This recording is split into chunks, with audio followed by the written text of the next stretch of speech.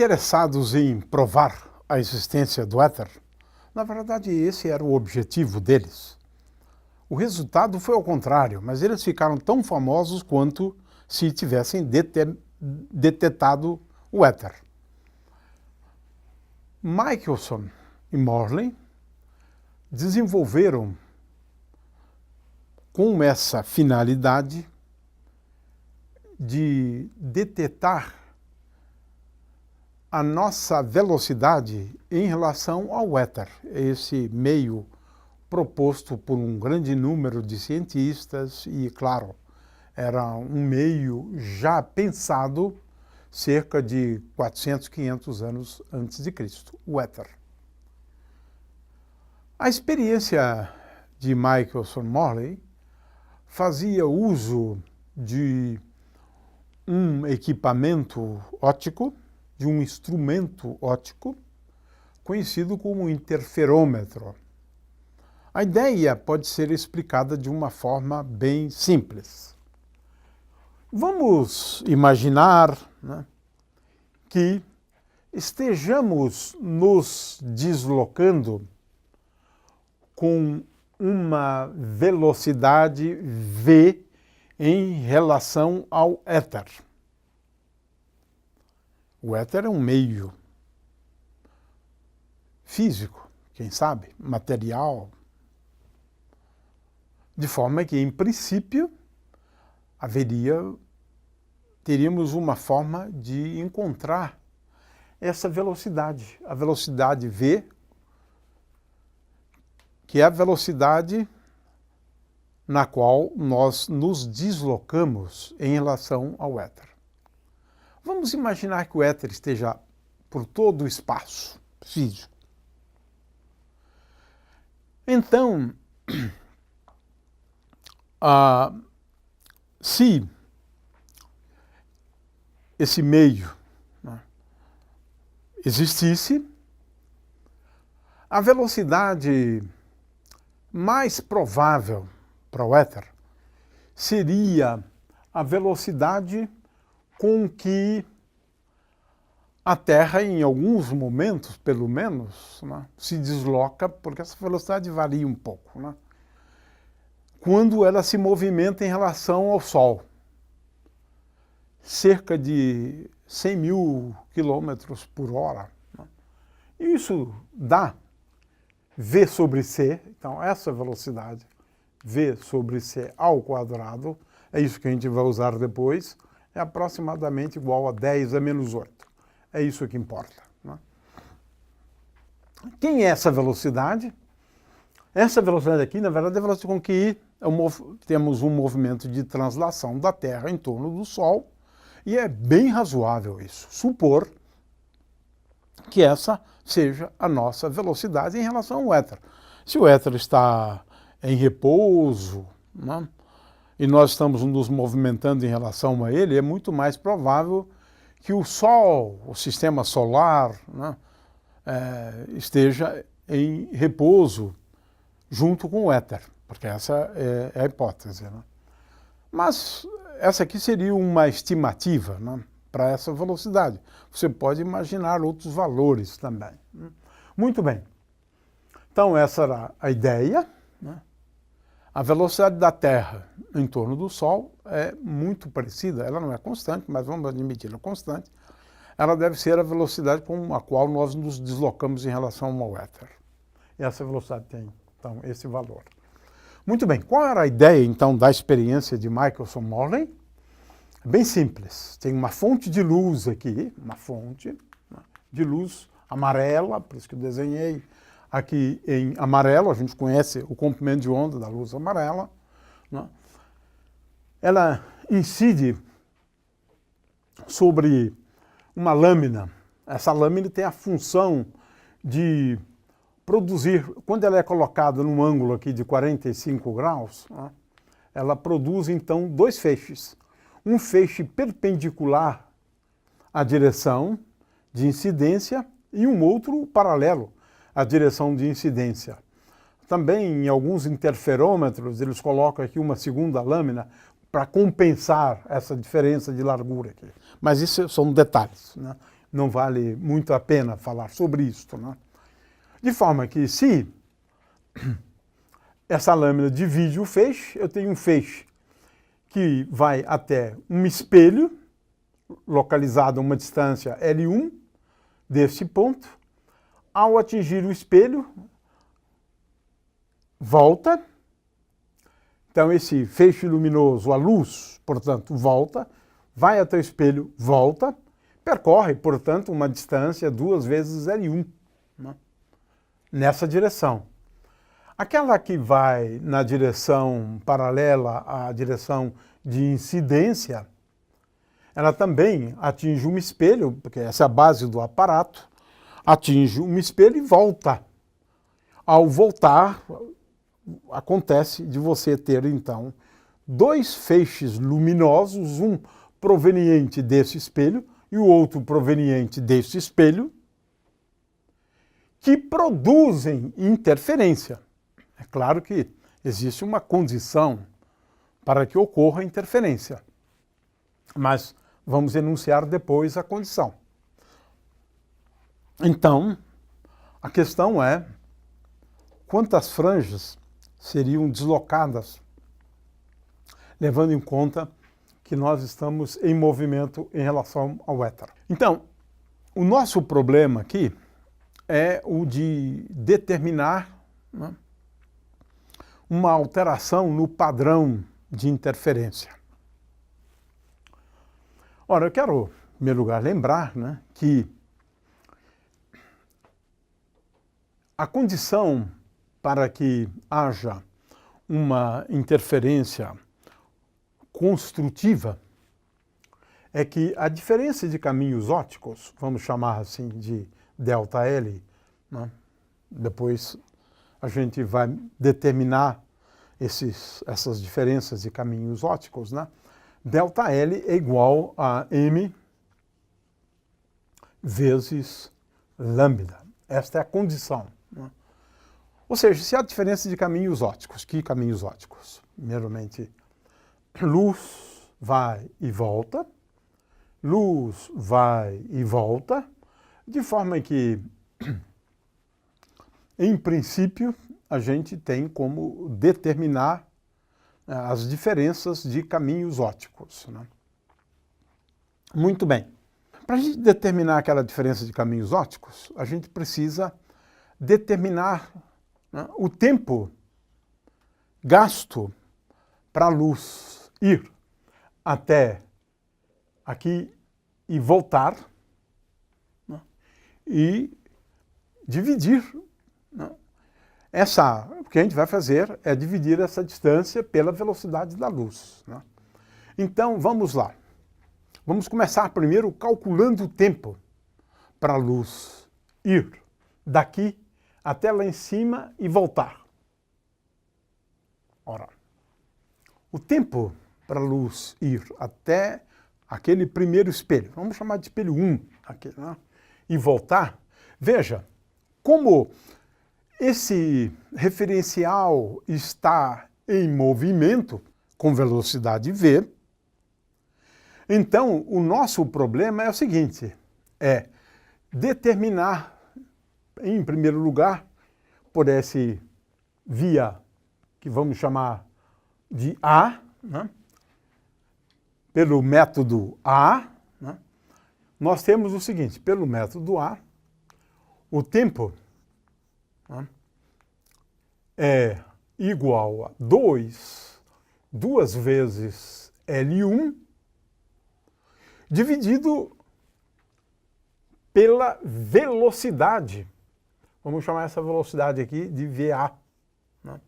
Essa velocidade VA, que é esta velocidade aqui. Então, veja, eu tenho que levar em conta que a luz tem velocidade c, consequentemente, c ao quadrado é igual a v ao quadrado mais v ao quadrado. Consequentemente, v é esta velocidade, é velocidade efetiva que a luz caminha para ir e voltar, né? Então, Essa velocidade, poderíamos chamar aqui, então, essa velocidade de VA, como eu coloquei lá em cima, então, vamos chamar pelo método A, VA ao quadrado. Então, VA é essa velocidade aqui. A luz vai e volta, né, nessa direção vertical, né,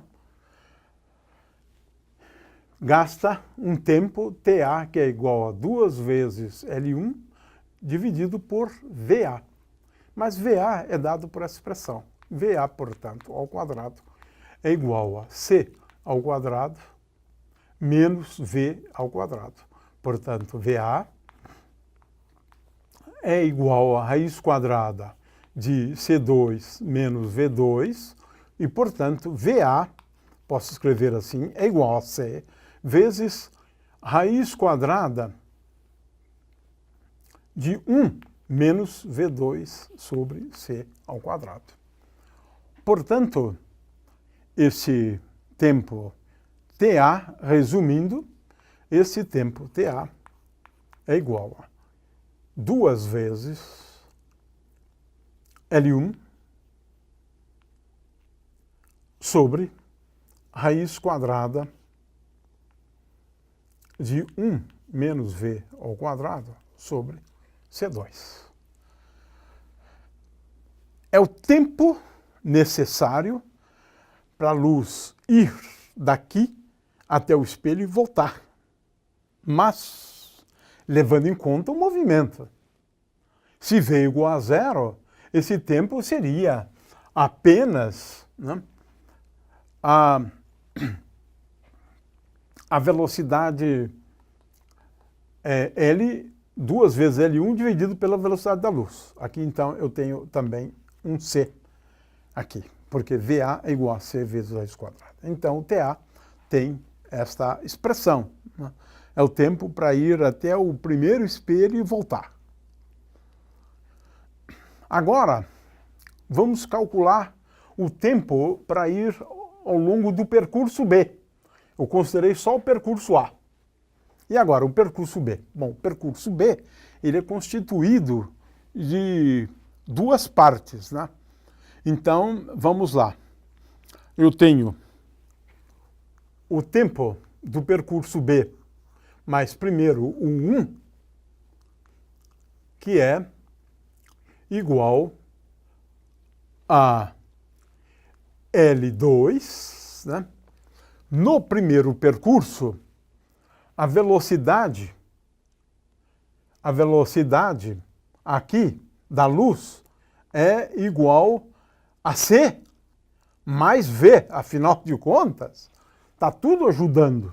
Então, a velocidade é C mais V, nessa primeira parte do percurso. Portanto, é igual a L2 sobre C mais V. Mas agora eu tenho o percurso de volta. No percurso de volta, a velocidade é C menos V.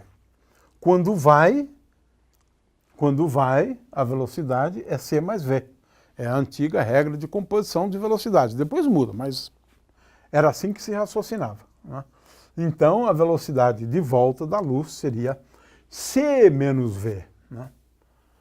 Num caso, a velocidade aumenta, e no outro caso, ela diminui, né? Então, agora, eu tenho TB2, que é igual a L2 vezes C menos V. Ora, o tempo total pelo percurso B é igual a L2 vezes 1 sobre C mais V mais 1 sobre C menos V.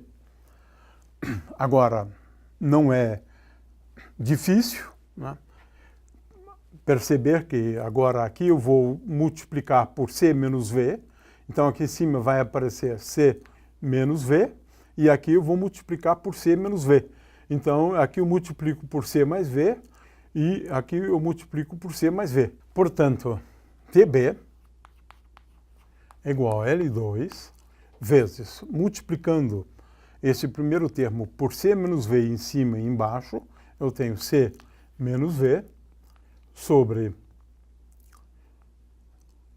C2 menos V2 mais, agora multiplicando por C mais V, em cima e embaixo, C mais V sobre C2 menos V2. Ou seja, eu obtenho um valor que é igual a L2 vezes C2 menos V2, né? E agora, aqui eu tenho menos V mais V, se cancela, portanto, 2 vezes C. Consequentemente, o resultado para o tempo no percurso B, né, é igual a 2 vezes L2, e agora vou colocar esse C ao quadrado aqui em evidência, eu tenho, portanto, C vezes 1 menos V2 sobre C ao quadrado, né? Muito bem, esse é o tempo despendido pela luz, né, pelo percurso A e pelo percurso B. Numa segunda etapa, a gente troca os braços aqui. L2, que é essa distância aqui. Agora eu faço uma rotação, então, de 90 graus, né? Fazendo uma rotação de 90 graus, L1 vai em L2 e L2 vai em L1. Portanto, eu tenho um outro tempo, que eu vou chamar de T'A, que é depois que eu faço a rotação de 90 graus do equipamento, e T'A é igual a 2 vezes L2 sobre C sobre raiz quadrada de 1 menos V2 sobre C2. Né? É claro que aqui também eu tenho um T'B, onde eu troco L1 por L2, de forma que eu tenho T'B, que é igual a 2 vezes L1 sobre C, vezes 1 menos V2 sobre C ao quadrado. Né? Muito bem. Agora, nós vamos definir 2 caminhos ópticos, né? Que poderia ser, então, o caminho óptico, que poderíamos denominar na direção transversal, né? E esse caminho óptico na direção, então, transversal, ele é dado por C vezes T'A mais TA.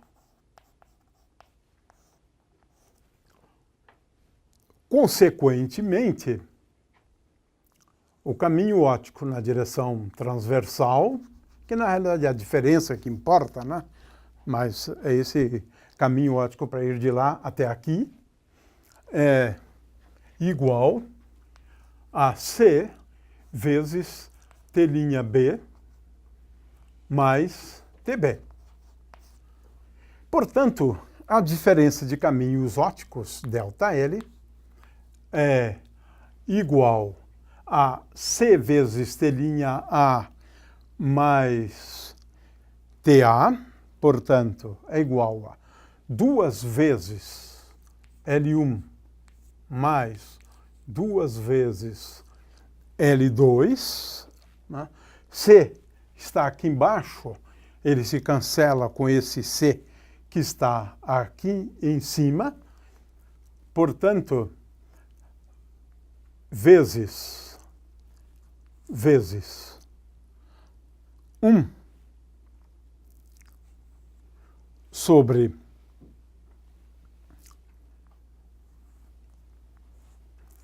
raiz quadrada de 1 menos V2 sobre C2 menos 1 sobre 1 menos V2 sobre C2. Esse é o resultado, então, das diferenças de caminhos ópticos. Agora, como V sobre C é muito pequeno, V2 sobre C2 igual a 10 a menos 8, eu posso aproximar esta expressão aqui, 1 sobre raiz quadrada de 1 menos V2 sobre C2, né? Eu posso aproximá-la por 1 sobre 1 menos meio de V2 sobre C2, que é aproximadamente igual a 1 mais 1 mais meio de V2 sobre C2, né? E 1 sobre 1 menos V2 sobre C2, eu posso aproximar por 1 mais V2 sobre C2. Ora, com misto, nós vamos obter uma aproximação que é ΔL igual a 2 vezes L1 mais L2, que é esse termo que eu tenho aqui, e agora 1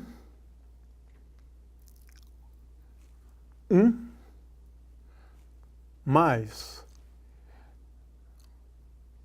meio de V2 sobre C2 menos 1 menos V2 sobre C2. Né? Ora, esse 1 aqui se cancela. Né? Aqui, então, tem o menos meio, ΔL. Isso não é nenhum problema. ΔL igual a menos meio, com esse 2 aqui, então menos L1 mais L2 apenas, vezes V2 sobre C ao quadrado. Né?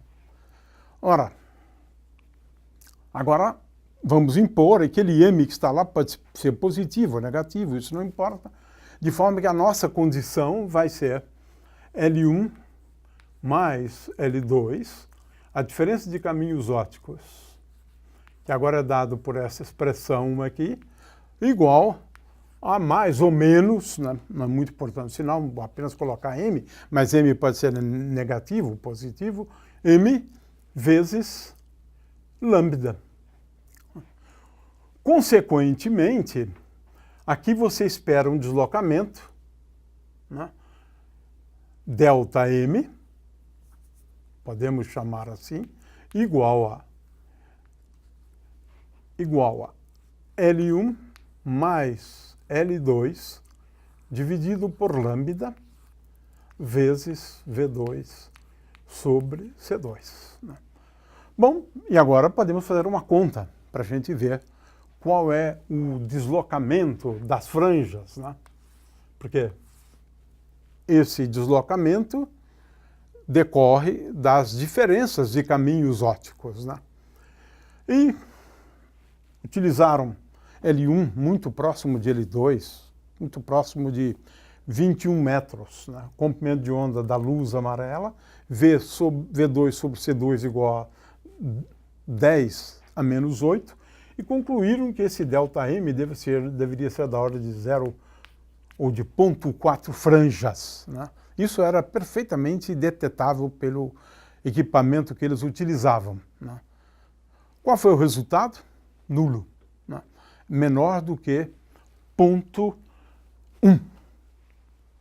Ou seja, não observaram o éter. Ou seja, não detetaram o nosso deslocamento em relação ao meio. Essa velocidade, em princípio, é simplesmente nula. Ou seja, o éter não existe. Consequentemente, a experiência de Michelson-Morley foi muito importante, porque ela jogou por terra a teoria do éter. E agora? como resolver a incompatibilidade entre a mecânica newtoniana e o eletromagnetismo de Maxwell. É aí que surge, então, a teoria da relatividade de Einstein, que vamos estudar ao longo do curso.